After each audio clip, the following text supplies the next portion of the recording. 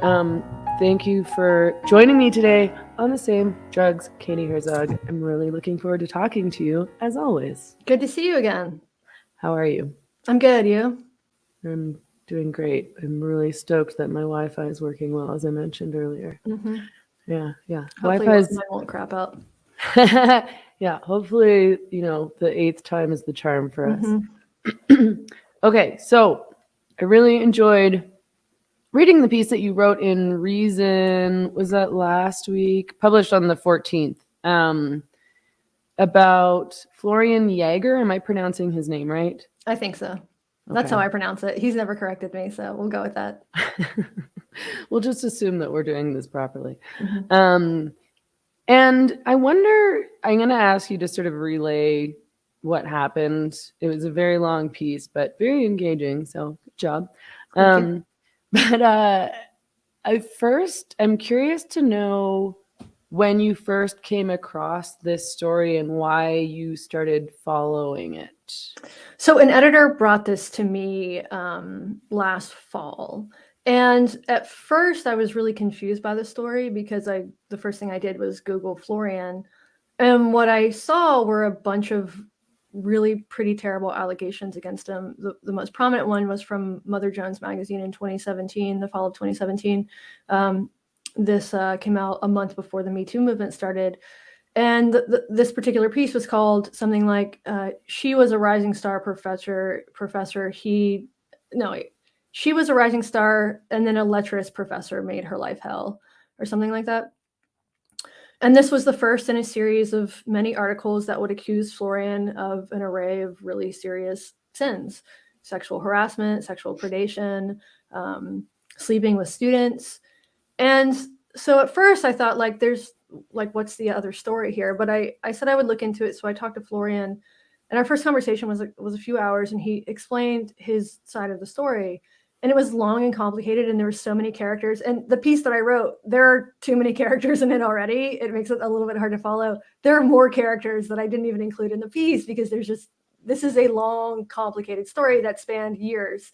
And so the TLDR version is that this is at the University of Rochester in the Brain and Cognitive Sciences department. And in 2016, there was a fight over a hiring decision. And I should back up a second and tell you a little bit about Florian himself. So he got to University of Rochester in 2007. He was 30, so young. And when he got there, as one colleague put it, he sort of didn't act his station in life. By nature, he's German. By nature, he's much more honest. Maybe that's the word. He's much more forthright than is maybe typical in academia. He gave people very harsh and very honest feedback that wasn't always welcomed. And he was also flirty. He was. I should have made this more clear in the piece, but he was popular and well liked, charismatic, charming. But he was also flirty. He crossed some boundaries. He made jokes about sex with students and faculty in a way that is just inappropriate, was inappropriate then, is more inappropriate now in 2022. For one instance, at a party, he told a professor in front of a group of students that a student found him attractive. And this was totally mortifying to the student. So stuff like that, inappropriate sort of boundary crossing. And he also did sleep with a couple of students. None of them were his students. He was involved with 4 students, 3 graduate students who were either, it's a little complicated, but they basically, the short version is that they were not in his lab or he wasn't teaching them. He slept with one undergraduate. He says that he didn't know that she was a student when she approached him. But anyway, they had a fling. So we did have these 4 relationships that even under university policy, when this all came out, would still be considered kosher. Not a great idea, obviously, but didn't violate any university policy because the policy was that you couldn't sleep with your own students. It wasn't that you couldn't sleep with any students. And so Florian did this between 2007 and 2010, ill-advised, but he was 30 to 33 and new in this town, and he was socializing more with grad students who were closer to his age than his own colleagues. So he made a series of mistakes that for him just seemed normal, or at least that's how he put it. He didn't realize this. And he did make some people uncomfortable. And part of this was who he is, but part of it was also the rumors that circulated around him. So it's sort of unclear about if people were uncomfortable because of his actual behavior or if they were uncomfortable because of what people said about his behavior. And so his behavior, there was a minor complaint against him filed by a graduate student in 2013. And this wasn't sexual in nature. She had two particular things that she complained about. One was that he walked into this shared office that she kept with some other students, graduate students, took a Post-it off of her colleague's desk and stood behind her writing a note, and that made her uncomfortable. And then at a party, he asked to take a photo of her, and she declined, and he took one anyway. And so she wrote a note to the then department head about this, complaining about it, and she noted this he wasn't talking about sexual harassment. But the department head went and talked to Florian. And by all accounts, this actually did change Florian's behavior. He became more aware of how he was perceived by others. He was embarrassed, and he changed. And then so there were no further complaints against him until 2016. And in 2016, the department was engaged in this heated battle over a hiring decision. And basically, a really beloved faculty member had died, and the department was in the process of replacing him. And there was one candidate who the majority of the department liked because this guy who died, his name was David Nill, his focus was on vision. And this Italian neuroscientist named Michel Rucci, he also focused on vision. And so they thought he can, come in and sort of keep David Nill's legacy going. But there was some debate over this, and it got really heated at one point. The main sort of voice against Rucci was this woman named Jessica Cantillon, who Florian had previously been friends with, but they'd had something of a falling out, or at least they'd kind of stopped hanging out together. And Cantillon, in one of these meetings, said that they couldn't hire Rucci because he was married to his graduate student, and this is unethical. And so this led to this heated debate, partly because you can't talk about relationships or marital status within a hiring decision. This is illegal. And so Florian, along with a number of his colleagues, basically were like, we can't talk about this. This is no one's business. And Florian said that if they kept talking about this, he would leave the meeting, and another colleague actually left. So this would begin this Kafka-esque nightmare. Basically, Cantillon continued to campaign against Rucci. She tried to scuttle the negotiations against him in various ways. And after this meeting, she went to a former department head named Dick Aslan, some of her other colleagues, and said basically, Florian is a sexual predator. We can't have another sexual predator in the department. If Rucci's hired, I'm going to leave. And so this is where it all begins. They ended up filing complaints against him. Cantillon, this former department head she went to named Richard Aslan, the main student accuser, she wasn't a student anymore, but the main sort of voice victim was a woman named Celeste Kidd, who was, by then, she had been a graduate student, but she was hired by the department. And so, to make a long story very short, there were 4 investigations into Florian's behavior. Every one of them found that he had not violated university policy, and in fact, that his accusers had misrepresented the very people they said were victims. So they would say, for instance, like in one complaint, they said that a student who Florian had a relationship with was crying in a professor's office. And what investigators found when they actually interviewed this woman was that she was crying because her sister had been in a car accident. Other women who said that they had consensual relationships with Florian, they were misrepresented by these complainants, by his accusers, as having unconsensual relationships with him, and saying that they felt powerless against him. But the women that he actually was involved with didn't say this. So there's a sort of irony where these women are having consensual relationships, and these professors are non-consensually calling them victims and doing it in official complaints. So lots of allegations against him. At one point, they claim that at one of his lab retreats, a student overdosed on drugs. What happened is that his longtime partner, who is a faculty member, ate too much of a pot brownie. She did go to the hospital, that's true. She freaked out, but that is just a vast overrepresentation, or it's a vast misrepresentation of what actually happened. When I hear overdose on drugs, I'm thinking of fentanyl, heroin, cocaine. I'm not thinking of ate too much of a pot brownie. And kind of freaked out. Right. Had a bad trip. Right. And so these investigations also found that his accusers this was all supposed to be confidential, and they were just spreading this all over the place, within the department, outside the department. And this had, as you would imagine, very, very serious effects on Florian's career, which had been, he was one of these rising stars in the field, and everything came crashing down for him.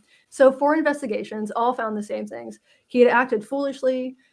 He, had some personality traits that made people uncomfortable. Some people really did, both men and women, really did avoid him. But they all found that he hadn't violated university policy. And the really crazy thing about this is that afterwards, so this leads to all sorts of things. 8 people end up resigning from the university, including the president of the university himself, who stepped down after this. There are student protests. One student goes on a hunger strike. She'd never met Florian before, but she goes on a hunger strike. Just rumors circulating all over the place. The initial claims were about harassment, and all of a sudden he's a predator and a rapist. Things like that happen, of course, just through this game of telephone. And the really insane thing about this is that even after these 4 investigations find that Florian hasn't violated university policy, his accusers filed a federal lawsuit. And after years of legal proceedings, the university settled with them for $9.4 million. So Florian's career is destroyed. They got paid. They moved on to other more prestigious jobs. One of them is at UC Berkeley. Another one is at Carnegie Mellon. This guy, Richard Aslan, who he retired in protest, 3 years early in protest. He won an award for the National Academy of Sciences. And they noted it in a press release that he stood up for females in science. And the thing is, none of it was real. There's small allegations against him. He did make people uncomfortable. That is true. He had some personality conflicts. He made bad decisions, but he was not a predator. And that is still the reputation that he has today. So this absolutely destroyed his life. And these people won. They won. Yeah, and they were, Jessica Catlin and Celeste Kidd were celebrated in the media. They were celebrated among Time's Person of the Year. Yeah, they were in Time Magazine. When Time Magazine did that Silence Breakers cover with the Women of the Year, the Women of Me Too, they were included in that. They became icons of this movement. They are still looked at as heroes. Yeah, it's amazing. I want to talk about motivation. So it sounds like there were 7 accusers in total. Is that correct? It's I'd have to go back and look at this is what it said in the Times, but this is an older article, of course. Yeah, so even that is a little bit muddy. Like this student from 2013 who complained, Keturah Bixby was included in allegations. The husbands and wives of both, the husbands of both Celeste Kidd and Jessica Catlin signed on as accusers. There was a woman who had been a former department head, who is now at Georgetown. She signed on to these complaints about Florian. She is married to her former graduate student. She married her own student, and she signed on to these complaints. So yeah, the total was something like 7 or 9 or something like that. But there were these tangential people who, the 2 people who sort of claimed to be victims were Celeste Kidd and Keturah Bixby, who was this student in 2013 who claimed. So Keturah Bixby, by all accounts, it sounds like nothing happened to her. So I'm curious to know what you think about her motivations for going after Jaeger. It's so difficult to tell because none of these people would talk to me. Bixby, I have the least insight on because she was clearly made uncomfortable by Florian. I don't know what was going on with her, but she was made uncomfortable by these things that were obviously non-sexual, writing a Post-it note, standing behind her, writing a Post-it note, and taking her picture. She had also, this is worth mentioning, 6 months before she complained to the department head, and his name is Greg DeAngelis, who had a talk with Florian about this. 6 months before that, she had gone to her advisor and made the same complaints. Her advisor was Richard Aslan, the guy who 3 years later would be one of the principal people destroying Florian's life. So for him, this is something that I asked everybody in the department I spoke to. Why did they do this? Why do you think? You know these people. Why do you think? And there were various responses. But for Aslan, it came down to a couple things. One, a student had complained and he hadn't done anything about it. So maybe he had some residual guilt. And I'm purely speculating here. Maybe he had some guilt over that. But people also noted that he is highly competitive, even when it came to things like the Office Bowling League. He's just a really competitive guy by nature. And during this process, he was constantly threatening to quit and he'd spent his entire, he was very, very well liked. He was a mentor to a lot of people in the school. He was a luminary in this field. And he kept threatening to quit, and the school kept basically calling his bluff. And so his colleagues think that his feelings were hurt, basically, and that he'd basically been snookered by these women, Celeste Kidd and Jessica Cantillon primarily. And so once he sort of signed on with them, he must have realized at some point that it was bullshit, but he just couldn't stop. So ego would be sort of the shorthand for that. And for the other two, Cantillon and Kidd, so there's a series of messages between Cantillon between Kidd and Jaeger from when they first met. She got to the school shortly after him in 2007. She was a graduate student. She was, I think, 6 years younger than him. And they had a pretty flirty tone. She supplied messages, sort of excerpts from messages that made it look like Florian was constantly hitting on her. If you look at the messages in total, and these are posted online, if you look at the messages in full, what emerges is a different picture. And what it looks like is not a budding romance, but sort of a flirtation. That, along with other things that I heard from members of the department that were hearsay, so I couldn't print them, made me think that she had a crush on him, or had a crush on him at one point. At one point, they lived together. That was a very bad choice on Florian's part, but he basically sublet a room to her in his apartment. Didn't last very long. And they had a falling out over some academic stuff. He basically gave her some overly harsh feedback on a paper. So with her, my guess would be sort of a crush and then hurt feelings. And then for Cantillon, from talking to her colleagues, she comes across as an opportunist, somebody who realized that she could get her way, sort of a manipulative person who realized that she could use this to her benefit. This started out being about Rucci, about not getting Rucci in the department, getting someone in the department would be better for her career because someone who was more likely to collaborate with her. And then it just spiraled into this whole other thing. They were dogged. I mean, all of the investigations found the same thing, and they doggedly kept pursuing this. Yeah, I mean, I got the impression even from your article that the issue with Kidd was that she had a crush on him and felt rejected. There was one part in your story about her showing up at a party and he was there with a woman he was dating or his girlfriend or something like that. And that very obviously made her angry because she sent him a bunch of angry messages. Is that right? And she had a bachelor's degree in journalism. She never practiced journalism, but she had a bachelor's degree. And so basically he was involved with someone else. She goes to this party, gets mad about that he's there with somebody else. She later said that he was groping a woman at this party. There's no evidence of that. And it was the woman that that was there as his date that she girlfriend. Was accusing him of groping. So it was his girlfriend.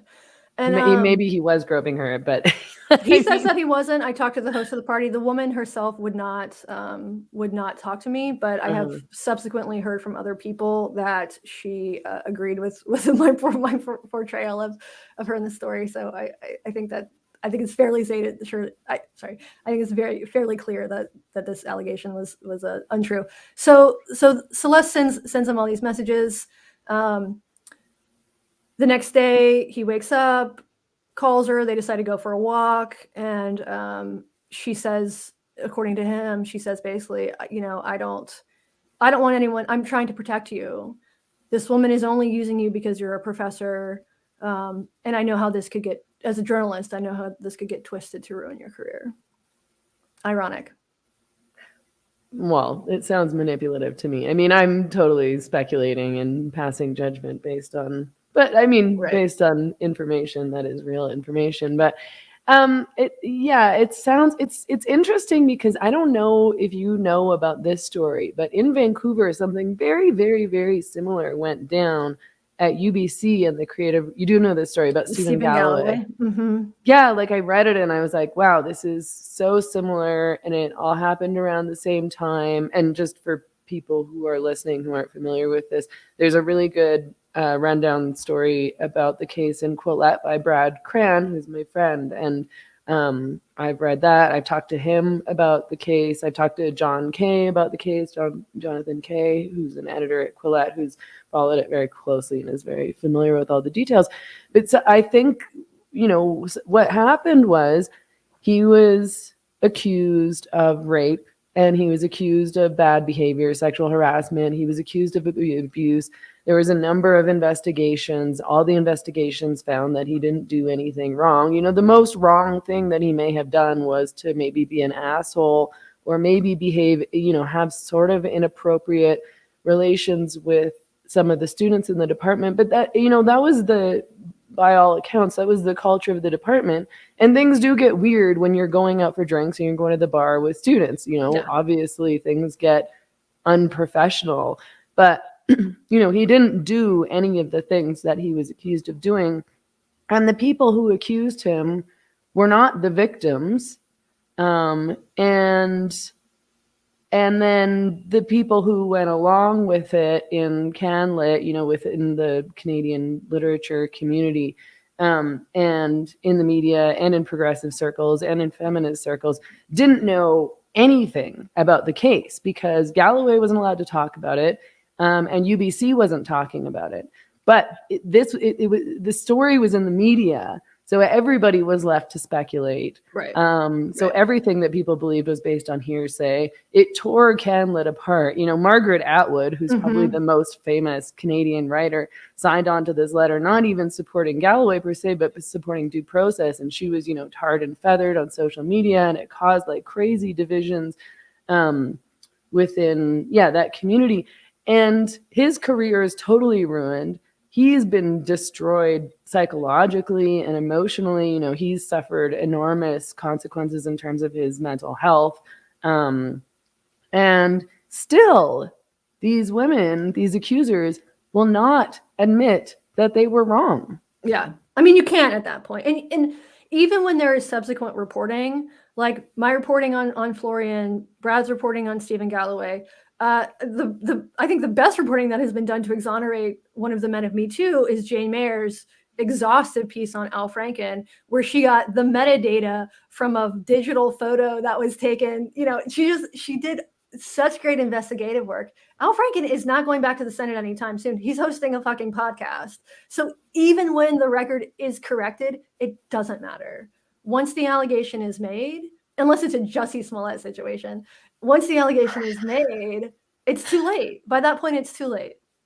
It's really crazy. And I wonder, I mean, have you heard anything from these women since all this went down? No. So they've done something absolutely brilliant. So I was legitimately scared that they were going to file a lawsuit against me. Not that I thought that they had any chance of winning it, because the piece is air fucking tight, but also because it's really hard to sue journalists in the United States. But that's a pain in the ass and very expensive and stressful anyway. And they're litigious. They've shown themselves to be litigious, and they have money. So I was deeply concerned about this, to the point where I was looking into defamation insurance just for this one piece, but it turns out that would have cost more than I got paid for the piece. So I decided just fuck it.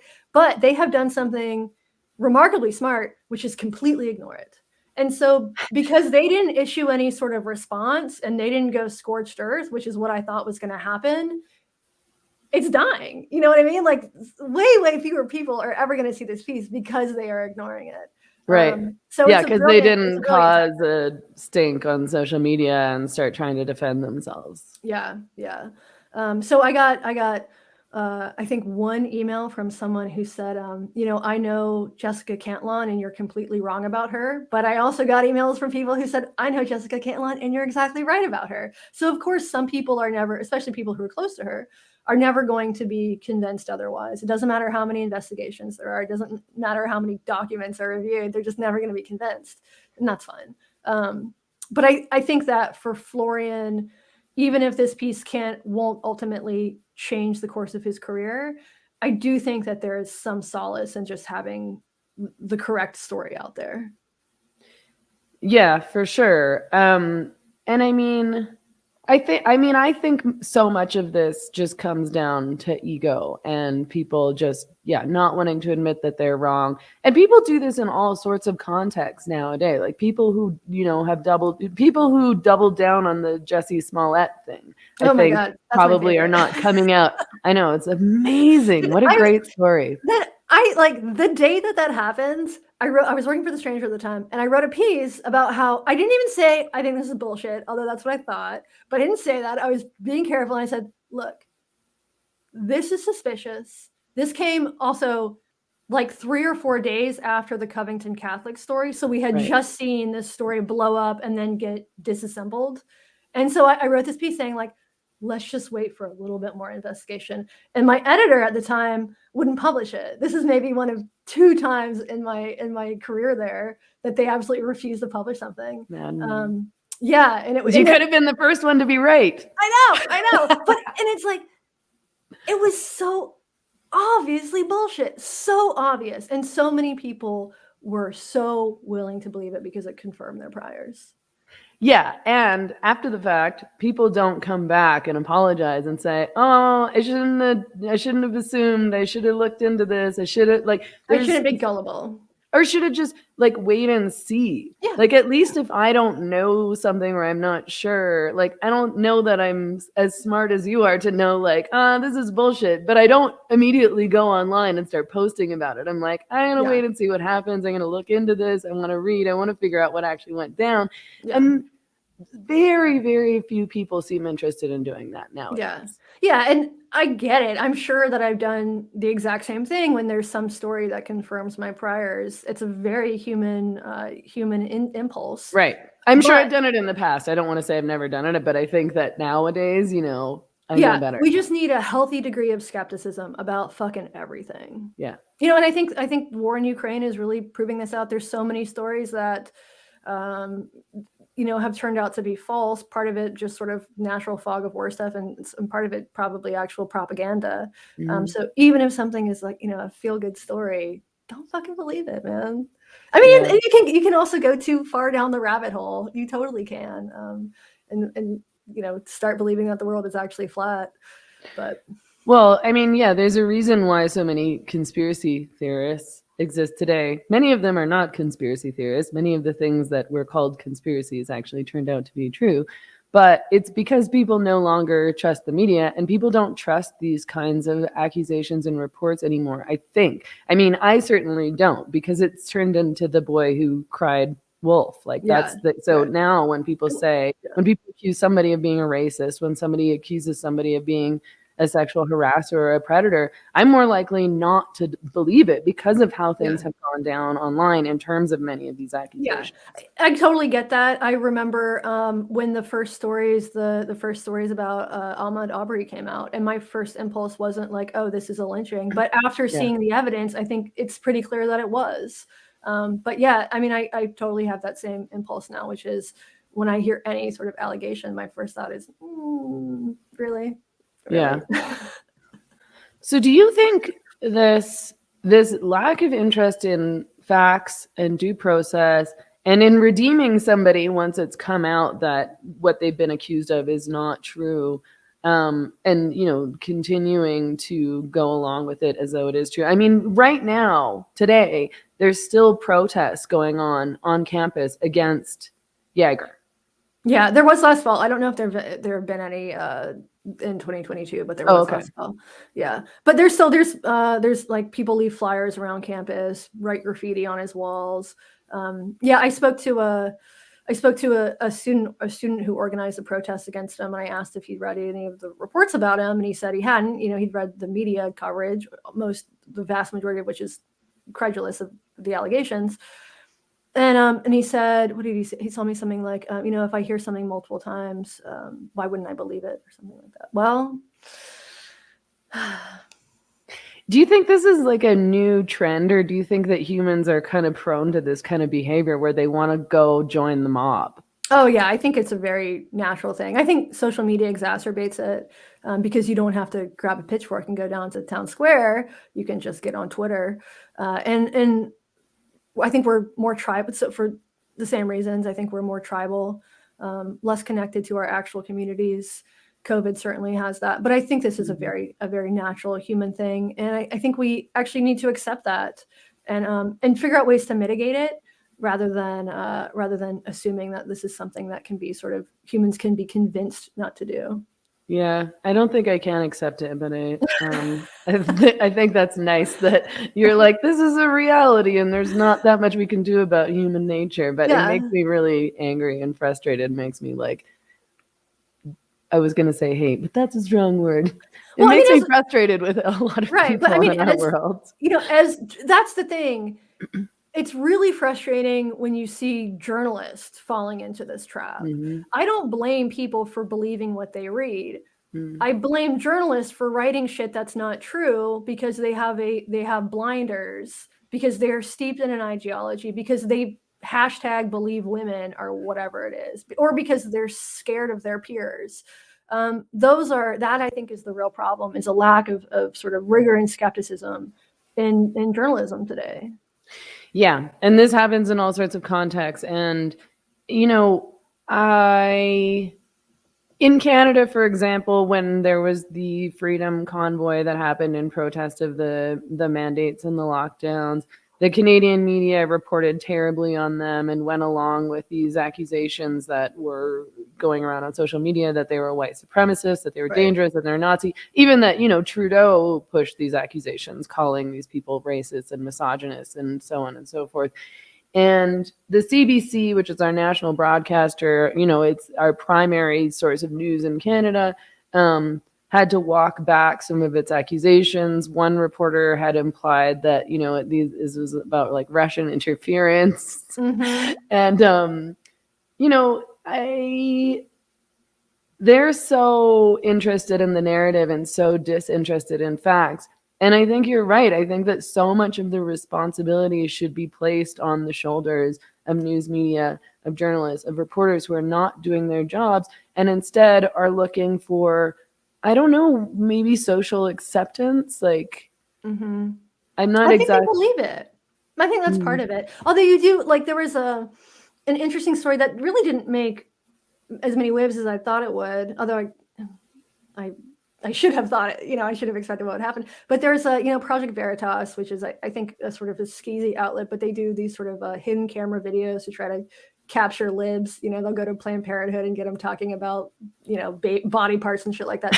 But they recorded a New York Times reporter talking to two of his colleagues, a guy who had reported on the January 6th riots, basically being like, dude, you weren't in danger. This whole thing was blown up way more than it should have been. Meanwhile, his reporting is tells a different story. So there's that, that sort of that like an actual dishonesty in the reporting. But I do think a lot of people are genuine believers. They are ideologues.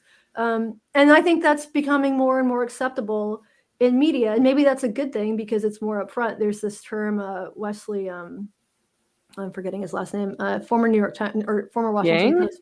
No, not Yang, not Lowry. There's too many Wesleys. He's a former reporter for Washington Post, and he coined this term moral clarity, that reporters should have moral clarity. And I just think that's fundamentally at odds with what reporting is. Yeah. I think reporting should be about trying to get the full picture, not telling your audience what is correct according to you. It should be about really trying to tell the whole story. Yeah, I mean, it's interesting because like I went to journalism school. I dropped out, but I did most of a graduate degree in journalism school. That's more than I did. I've never taken a single journalism class. I mean, maybe that's another thing, is that too many of us are just like fucking people who were bloggers who conned our way into real journalism jobs. Oh, I don't think that's the problem. I think that's the solution, because I think that the problem is these young kids who are being churned out of journalism programs and have no life experience and are generally of the same demographics and very privileged and have been sold the exact same narratives in university. And they end up in these jobs that are underpaid. All the experienced journalists who are older are being pushed out because these media outlets can't afford to pay those kinds of wages anymore. So they don't know what they're doing. They're young, they're naive. Most of them, so I was in journalism school primarily, not entirely, but primarily with kids who were in their 20s, early 20s, who'd never worked a job before, had middle class or upper class families who were paying their way. I was working full time, so I had to leave. I couldn't finish the program because I couldn't afford to finish and I didn't have time. And I started working in journalism. I was starting to get published, and that was the whole point. I was like, how do I get published in journalism? because it's very difficult to do unless you go to journalism school, because it's set up, at least in Canada anyway, and I think it's set up in ways like this in the US, where you can't get an internship unless you're in a program in school, a journalism program, and then you can't make the connections that you need to get a job. But I forget where I was going with this. Oh, right. Even then, which was, not that long ago, this was in maybe 2012 that I was in this program. When I was learning how to do journalism, I wanted to be like an activist journalist. And I thought the idea of unbiased reporting was like stupid and sexist. Mm-hmm. And I was taught by my editor and by some of the instructors in the program that, like, no, you still have to get the other side of the story. You still have to interview the people that you don't like, and you still have to tell the story fairly. You can't just tell the story that you want to tell. And through that, I learned that by interviewing the people that I didn't want to interview, who are going to say things that I didn't want to say, who are going to like fuck with my preferred narrative, that you come out with a totally different story. Like usually the story that you think you're going to tell, or this was my experience anyway, is not the story that you come out with on the end. Yeah, yeah. And I think there is really a fundamental difference between an outlet like Feminist Current, which it's right there in the title. Like, that this is an outlet with a perspective. This is activism. I worked at a climate change outlet. It was activist journalism. And a place like the New York Times or the Washington Post or a local paper, where I think that the activist journalism should really be kept to the opinion pages, and not sort of published under the guise of objectivity. Yeah, I agree. I wonder, like, do you think, I think, because I'll read mainstream news for information and to see what's going on. But if I want the actual story, I'll look to the independent journalists, people who have moved to Substack, essentially, like Greenwald and Matt Taibbi. You and who else do I subscribe to? But like Barry Weiss. And because I can't trust mainstream media. I can't trust the New York Times. I can't trust CNN. Fox News is obviously biased. I certainly don't trust the CBC. Is that what you see as the solution to these kinds of stories that get way out of hand and destroy people's lives, and nobody walks it back? I mean, nobody told the real story. Nobody even tried to tell the real story except for you. I don't really think that this is a solution, because I think the problem is bigger. So what you're talking about is trust, right? And I'm glad that people think that the work I do is trustworthy. But I also think that some people do. Some people, like the people that you just named, somebody would laugh at that and be like, "Oh, those are the most fucking biased journalists, and I'm working in America today." And there would be some point to that, I think. So what you're talking, but I like their biases, right? I trust them. Right. I trust them. I think that they're doing a good job. So this is the problem, though, is if in an ecosystem like Substack, if you're supporting these 4 people or whatever, you're not even getting the other perspective. And so I think it's really important to get the other perspective, to, in addition to reading us, also read the CBC and the New York Times and all that shit, and just to see the full sort of broadness of whatever story is going on, and to not trust these 4 people either. I mean, I hope that people do trust me, or at least trust that I have at least a good integrity, and you're doing your job as best you can. Right. But there's just also, it just creates smaller and smaller silos, right? And this is especially true with paywalled content. So if I have a story and we do a podcast and only our 7,000 paying subscribers are going to hear it, that's a really small audience compared to putting out free content. I mean, this problem exists with paywalls, every paywall, but if you don't have an advertiser supported model, you're really limiting the number of people who can see your stuff. I mean, some people are huge anyway. I think, Andrew Sullivan and Barry and Glenn Greenwald and Taibbi, they have massive audiences. So a lot of people will still see their stuff, but it's still a self-selected group of people. And I think that the other problems with journalism go even deeper than that. And it comes down to just economics and the fact that in the United States, at least, a small number of companies have bought out and oftentimes closed local papers. And so there's nobody covering the school board. There's nobody covering the police. There's nobody covering the city council. And that's a huge problem. That's a problem for, everybody in a community, not just the people who are hyper online and include on to media. It really is. And I don't think Substack can fix that. No. Right. There can be some, like in Asheville, North Carolina, where I'm from, there's an interesting new nonprofit outlet. Asheville's a town that a lot of people retire to, or they make a bunch of money in California or New York and they go move to Asheville because it seems affordable to them. So there's a number of old newspaper reporters down there who were at big major outlets, and they've formed a nonprofit where they've got time. So they're doing basically free journalism, free investigative journalism. And they've broken some really big stories about things like the takeover of the healthcare system. That's obviously not a great model either, because that depends on, people who don't need to get paid for a living. Yeah. But at least there is some good reporting coming out of that area. Whereas the local paper has, I think, 4 actual reporters left. So the problems are so big with media, and it's economic, it's pipeline issues. As you mentioned, a lot of people who get into it are to use an annoying term, highly fucking privileged. And they're not people who are coming out of community colleges or who don't have any college degree at all. They're people who come out of Columbia Journalism School and can afford to go live in New York and get paid pennies to do an internship for a year or so. So that really narrows the band of people who can do it. You don't make shit for money. You really don't. Like, one of the reasons I rarely write anymore is because I don't make any money doing it. It pays really, really poorly. Yeah. I can make more money doing a podcast than doing one episode of a podcast than a piece that takes me 6 months to write.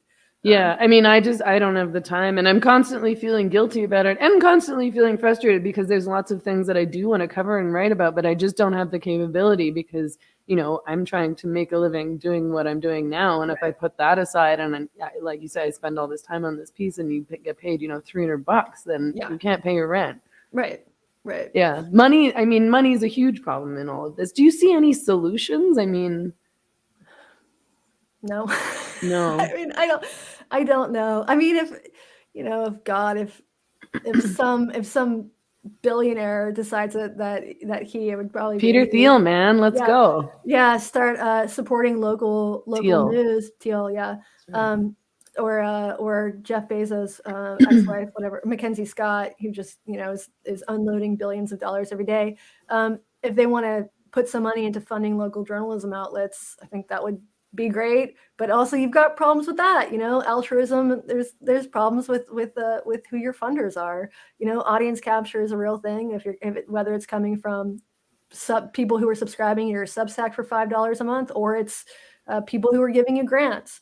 So these problems are just huge, and they seem insurmountable. And what I would like to do, and this just occurred to me now, is I think it would be interesting to look at places that do have robust functioning media ecosystems. I don't know where they are. If anybody does, I don't know. Let me know. Yeah. So, I mean, obviously this sort of thing also happened. There's a problem in journalism, but this whole thing happened within the context of Me Too. Do you think that Me Too was a problem? Oh, yeah. I mean, I think some good came out of it, but I think it was good in what good came out of it, according to you? So I think a very narrow band. So a couple of bad guys went to jail, presuming that they're actually bad. Cosby, Weinstein. Cosby's out of jail, but Weinstein, Larry Nassar. I think Larry Nassar preceded Me Too. Oh, yeah, but the allegations against him seem credible because they're based on contemporaneous accounts, like girls writing in their diaries years ago. Anyway, so that's good. I think having a conversation about harassment in the workplace is important. But I think most of the victories came at the very upper echelon of society. So you'll get more women on boards in Hollywood, right? That doesn't do shit for a woman working down at the Amazon plant, right? This doesn't do shit for the woman who's getting her ass slapped at the Waffle House. So I don't know that there was any sort of trickle down and I've worked in restaurants. I've worked a lot of blue collar jobs. That's where the harassment, not that it doesn't happen in media, of course it does. It happens in academia, of course it does. But go work in a restaurant, go work in a factory if you want to see real serious physical sexual harassment. Well, and where you have no other options, where you feel like where there is a genuine threat that you might lose your job, and if you lose your job, you can't pay your rent or take care of your families, which is different than, oh, you don't get this role in this big Hollywood movie. Yeah. Sorry. So I think that's one of the big flaws of Me Too was that the maybe it changed the conversation a little bit, but did it do anything for the average woman facing actual sexual harassment on the street? I kind of doubt it. And there are, a number of sort of false positives where people were convicted in the court of public opinion, things like the shitty media men list that really did destroy some people's jobs and lives. I think that's deeply fucked up. I mean, one good thing that came out of it is, I think, a healthy amount of skepticism among some. I mean, certainly not everyone, but I think some of us developed a more highly attuned bullshit meter after hearing some of these stories. I think so too. I mean, there's this criticism of Me Too, and I would agree with it, I think, in many ways, which was that, a lot of these Hollywood women, a lot of these big famous celebrity actresses that accused and, launched, or at least made this Me Too movement as big as it was, and also started, I'm forgetting the name of the other movement that the actresses, Time's Up, thank you. That they kind of participated in this until it was convenient for them not to participate. Yeah. There have been, let's see, who was it? I'm forgetting the details here. There was some woman who made an accusation that Time's Up did not support her. Maybe it was Tara Reid, the woman who accused Joe Biden. And it seems like those accusations were bullshit. Yeah. I think she had appealed to Time's Up or something like that. Which is good. I mean, but the thing is, though, if he hadn't, been the Democratic presidential nominee, they probably would have paid more attention to her claims. Yeah, she seemed crazy to me. Yeah. Check out her Twitter. She's a huge fan of Putin. Loves Putin. Very interesting. Weird. Yeah. But yeah, I mean, and I guess to clarify, because I don't know if I articulated that properly for people who were watching, but that they went along with this whole casting couch system and went along with the sexual harassment and the sexual predation that does certainly happen in Hollywood with these guys who have the power to make or break your career. But they went along with it and profited from it and gained in terms of their career until Me Too started happening. And then it felt safe for them to come out and start talking and come out with all these allegations against whomever. And it's just sort of like, you could have done this before, but you wanted to get yours. Right. I mean, I guess you'll be accused of victim blaming for this, but it's clearly some of these were, and there's, I think, a difference between sort of this transactional relationship and actual, coercion or rape, like, physical rape. But yeah, I mean, there is some element of you benefited from that, and not. I mean, you did your. I don't mean like you deserved it, but I just mean like, well, you participated. Yeah, and you. And I mean, and to be clear, I think there are some women who didn't participate and whose careers did suffer, or at least that's what they say. Sure. So I think it's complicated, and in every case needs to be looked at for its own merits rather than just lumping all men or all women together. And I mean, another part of the problem, another thing that happened within this story, within the Galloway case, and that happens all the time in these kinds of accusations, and that happens all the time online, is it concept creep? Am I getting that term right? Where it's like men are accused in this context, particularly men are accused of sexual harassment, of abuse, of rape, of predation, and that's not what happened. Like maybe they did something shitty, but what happened wasn't rape, but it's become popular and okay to accuse people of abuse and rape and sexual harassment when that's not what went down. And I sort of think that a lot of these people, like, I don't think that it's necessarily about women lying. I think that they do kind of believe it in ways. Sometimes I think it's just they're out for revenge and maybe they feel rejected, or this guy was an asshole to them, or they behaved badly, but it's not actual abuse. Yeah. Yeah, I heard there's a comic, her name's Cameron Esposito, I think, and I heard an interview with her during Me Too, and she was talking about how she didn't realize until Me Too that she'd been sexually assaulted. So she had some experience, and then after she started hearing other people's stories, it reframed this experience that she had in her mind. The thing is, if the experience wasn't traumatic to her at the time, I'm not sure that reframing it as a trauma is actually helpful to her. And I do think that I think that, like, I've never had this experience, but I have talked to many women who have been sexually assaulted by a man who honestly does not realize that he is sexually assaulting her, Totally. who thinks it's consensual. And that is super real. And I think it probably has something to do with different ways of reading signals. And that absolutely happens. So you can have a sexual experience that you don't even realize is traumatic to another person. I don't know how you fix that other than consent culture, which is the least sexy thing in the world. I don't think that's actually a sort of natural thing that's going to organically people are going to adopt unless it's like written into their university code of conduct. Yeah, I mean, that's a tough one. And I remember trying to talk about that reality during Me Too. And not because it's like I want to necessarily excuse the behavior, but it's because these women really did have an experience that they were very upset by, maybe even traumatized by. And this dude has no idea. And then all of a sudden, someone comes out and accuses him of being a rapist. And he's like, what? I've never raped anybody before. What are you talking about? Yeah. Yeah. And I don't know really how to resolve that either. I tend to think that some men are very bad at reading For body sure. language especially when there's a bunch of blood in their dicks. I mean, yeah, I think you're true. That you're right. I mean, this, like the Kavanaugh situation with Christine Blasey Ford.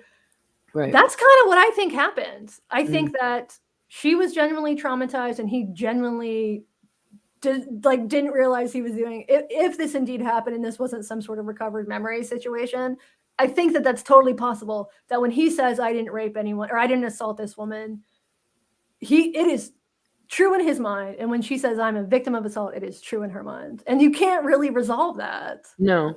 And the right way to deal with it is not to cast these men out of society, which is what I was trying to say, which was like, because, I was a whole bunch of men. I mean, this happened in communities and cities across North America, but in Vancouver specifically, this happened sort of within the, DJ community, which makes a lot of sense because you're at bars and you're at after hours and people are getting wasted and people are hooking up and people are not communicating properly or necessarily cognizant of what's going on even.